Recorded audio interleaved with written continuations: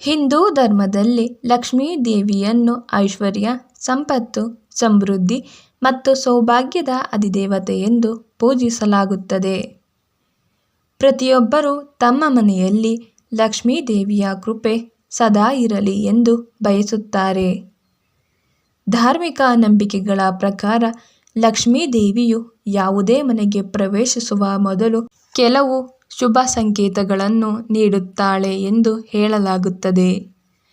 ಈ ಸಂಕೇತಗಳು ಆ ಮನೆಗೆ ಶೀಘ್ರದಲ್ಲೇ ಶುಭ ಸಮಯ ಬರಲಿದೆ, ಆರ್ಥಿಕ ಅಭಿವೃದ್ಧಿ ಆಗಲಿದೆ ಮತ್ತು ಕುಟುಂಬದಲ್ಲಿ ಸಂತೋಷ ನೆಲೆಸಲಿದೆ ಎಂಬುದನ್ನು ಸೂಚಿಸುತ್ತವೆ.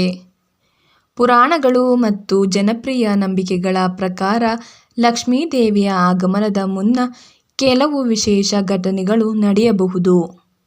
ಅವುಗಳನ್ನು ಗಮನಿಸಿದರೆ ದೇವಿಯ ಕೃಪೆ ಸಮೀಪಿಸುತ್ತದೆ ಎಂದು ಅರ್ಥ ಮಾಡಿಕೊಳ್ಳಬಹುದು. 1. ಮನೆಯಲ್ಲಿ ಅನಿರೀಕ್ಷಿತ ಶಾಂತಿ ನೆಲೆಸುವುದು.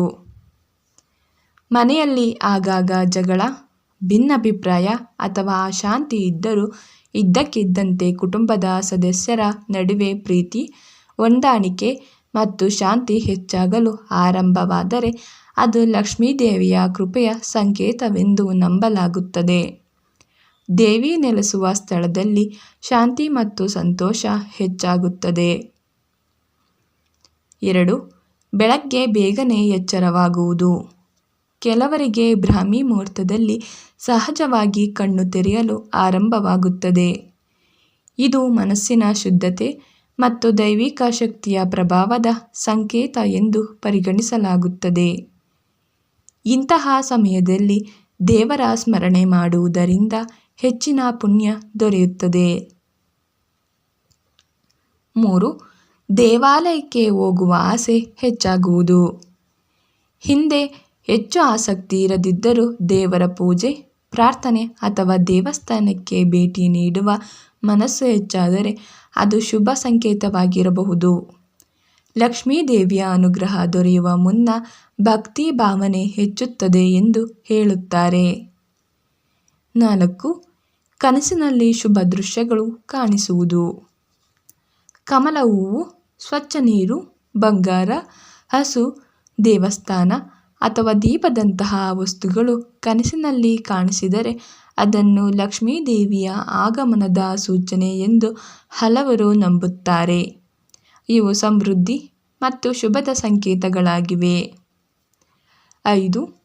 ಮನೆಯ ಸ್ವಚ್ಛತೆಯ ಕಡೆ ಹೆಚ್ಚು ಗಮನ. ಲಕ್ಷ್ಮೀ ದೇವಿಯು ಸ್ವಚ್ಛತೆಯನ್ನು ಇಷ್ಟಪಡುತ್ತಾಳೆ ಎಂಬ ನಂಬಿಕೆ ಇದೆ. ದೇವಿಯ ಕೃಪೆ ದೊರೆಯುವ ಸಮಯದಲ್ಲಿ ಮನೆಯವರು ಸ್ವಚ್ಛತೆಯ ಬಗ್ಗೆ ಹೆಚ್ಚು ಕಾಳಜಿ ವಹಿಸಲು ಆರಂಭಿಸಬಹುದು. 6. ಪಕ್ಷಿಗಳ ಆಗಮನ. ಗುಬ್ಬಚ್ಚಿ ಅಥವಾ ಇತರ ಶಾಂತ ಸ್ವಭಾವದ ಪಕ್ಷಿಗಳು ಮನೆ ಸುತ್ತಮುತ್ತ ಕಾಣಿಸಿಕೊಳ್ಳುವುದು ಕೆಲವೊಮ್ಮೆ ಶುಭ ಸಂಕೇತವೆಂದು ಪರಿಗಣಿಸಲಾಗುತ್ತದೆ. ಇವು ಸಂತೋಷ ಮತ್ತು ಸಮೃದ್ಧಿಯ ಸೂಚನೆಗಳೆಂದು ಹೇಳಲಾಗುತ್ತದೆ. 7. ಮನೆಯಲ್ಲಿ ದೀಪ ಹೆಚ್ಚು ಹೊತ್ತು ಉರಿಯುವುದು. ಪೂಜೆ ಸಮಯದಲ್ಲಿ ಹಚ್ಚಿದ ದೀಪವು ಸಾಮಾನ್ಯಕ್ಕಿಂತ ಹೆಚ್ಚು ಹೊತ್ತು ಉರಿದರೆ ಅದನ್ನು ಶುಭ ಸಂಕೇತವೆಂದು ಪರಿಗಣಿಸಲಾಗುತ್ತದೆ. ಇದು ದೈವಿಕ ಕೃಪೆಯ ಸೂಚನೆಯಾಗಿದೆ ಎಂದು ನಂಬುತ್ತಾರೆ. 8. ಆರ್ಥಿಕ ಅವಕಾಶಗಳು ದೊರೆಯುವುದು. ಹಠಾತ್ತನೆ ಹೊಸ ಉದ್ಯೋಗ, ವ್ಯಾಪಾರದಲ್ಲಿ ಲಾಭ ಅಥವಾ ಹಣಕಾಸಿನ ಉತ್ತಮ ಅವಕಾಶಗಳು ದೊರೆಯಲು ಆರಂಭವಾದರೆ ಅದು ಲಕ್ಷ್ಮೀ ದೇವಿಯ ಅನುಗ್ರಹದ ಫಲ ಎಂದು ಭಕ್ತರು ನಂಬುತ್ತಾರೆ. 9.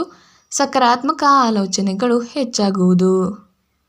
ಮನಸ್ಸಿನಲ್ಲಿ ಒಳ್ಳೆಯ ಆಲೋಚನೆಗಳು, ಹೊಸ ಉತ್ಸಾಹ ಮತ್ತು ಆತ್ಮವಿಶ್ವಾಸ ಮೂಡಲು ಆರಂಭವಾದರೆ ಅದು ಜೀವನದಲ್ಲಿ ಶುಭ ಸಮಯ ಬರಲಿರುವ ಸಂಕೇತವಾಗಿರಬಹುದು.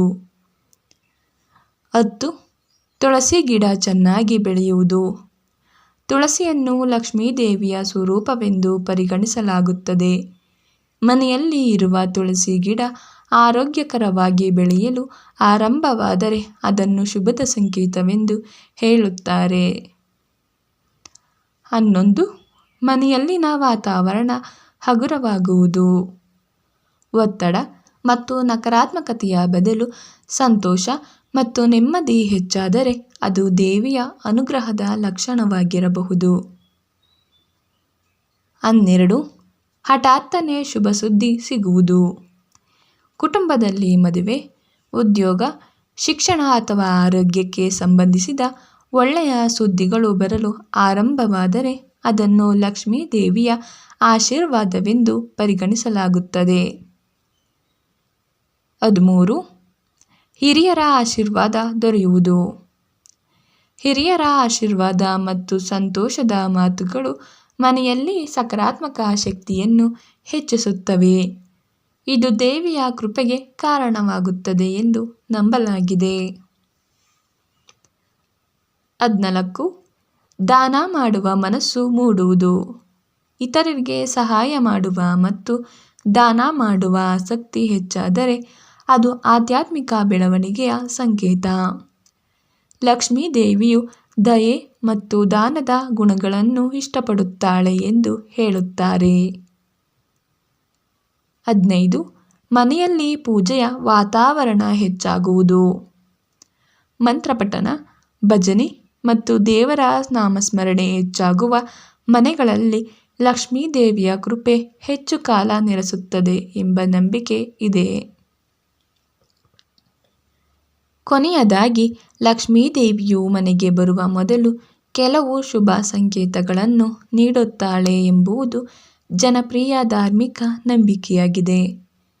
ಮನೆಯಲ್ಲಿ ಶಾಂತಿ, ಸ್ವಚ್ಛತೆ, ಭಕ್ತಿ, ಸಕಾರಾತ್ಮಕತೆ ಮತ್ತು ಒಳ್ಳೆಯ ಅವಕಾಶಗಳು ಹೆಚ್ಚಾಗುವುದು ದೇವಿಯ ಕೃಪೆಯ ಸೂಚನೆಗಳೆಂದು ಪರಿಗಣಿಸಲಾಗುತ್ತದೆ. ಆದರೆ ಕೇವಲ ಸಂಕೇತಗಳನ್ನು ಕಾಯುವುದಕ್ಕಿಂತ ಉತ್ತಮ ಜೀವನ ಮೌಲ್ಯಗಳನ್ನು ಅಳವಡಿಸಿಕೊಂಡು ಧರ್ಮದ ಮಾರ್ಗದಲ್ಲಿ ನಡೆಯುವುದು ಮುಖ್ಯ. ಆಗ ಲಕ್ಷ್ಮೀ ದೇವಿಯ ಕೃಪೆ ಮತ್ತು ಆಶೀರ್ವಾದ ಜೀವನದಲ್ಲಿ ನೆಲೆಸುತ್ತದೆ ಎಂದು ನಂಬಲಾಗಿದೆ. ಇದಿಷ್ಟು ಈ ವಿಡಿಯೋದ ಮಾಹಿತಿ. ಈ ವಿಡಿಯೋ ನಿಮಗೆ ಇಷ್ಟವಾಗಿದ್ದರೆ ಲೈಕ್, ಶೇರ್ ಮತ್ತು ಸಬ್ಸ್ಕ್ರೈಬ್ ಮಾಡುವುದನ್ನು ಮರೆಯಬೇಡಿ. ಧನ್ಯವಾದಗಳು.